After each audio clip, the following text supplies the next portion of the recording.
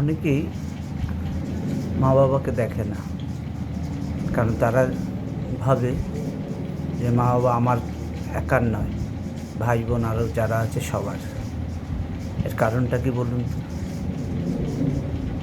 আমরা যখন কোনো কিছুকে নিজের ভাবি যে এটা আমার, তখন আমার মন থেকেই এই ভালোবাসাটা চলে আসে যে আমার তাকে দেখতে হবে, করতে হবে। কারণ ছেলে মেয়ে নিজের রক্তের, ছেলে মেয়েকে আমার ভাবি বলেই তার ছোটোখাটো কথা আমরা গায়ে নিই না, আমাদের প্রবলেম হয় না। কিন্তু মা বাবাকে সেই প্রথমে ছোট থাকতে আমার ভাবি ঠিকই, কিন্তু বড় হলে আমাদের হয়ে যায়। তাই মা বাবাকে বা ভাই বোনদের আমরা চট করে দেখতে চাই না বা আমাদের মন থেকে আসে না।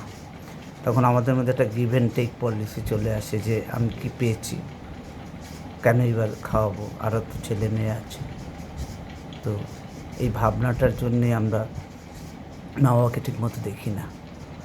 নিজের ছেলে মেয়েকে ছোটোবেলায় দেখি, বড় হলে তাদের মন টানে, কিন্তু তারা এদিক ওদিক চলে যায় বলে আর ইচ্ছা থাকলেও দেখতে পারি না।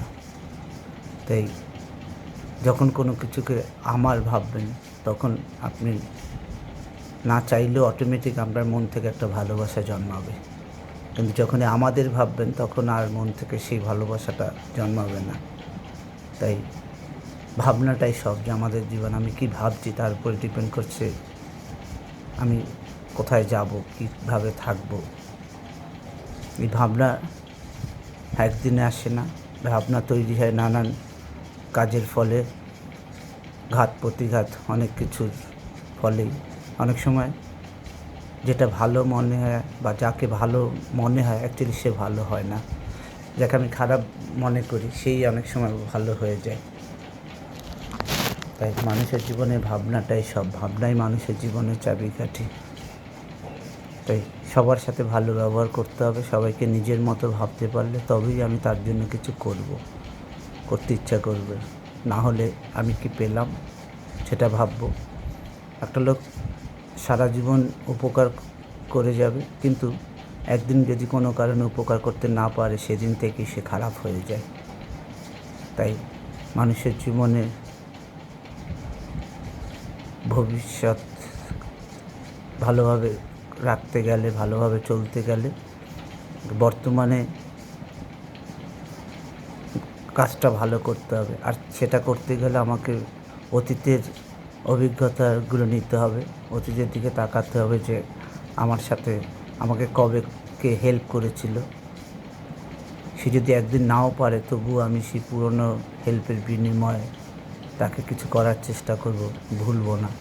কারোর সাথে যদি ভালো মনের মিল না থাকে তো দূরে সরে যান, তর্ক করবেন না। যুক্তি দিয়ে বা তর্ক দিয়ে লাভবান হওয়া যায় না, হৃদয় দিয়ে বা ভালোবাসা দিয়ে একজনকে কাছের করে নেওয়া যায়। কাছের বন্ধু বলতে,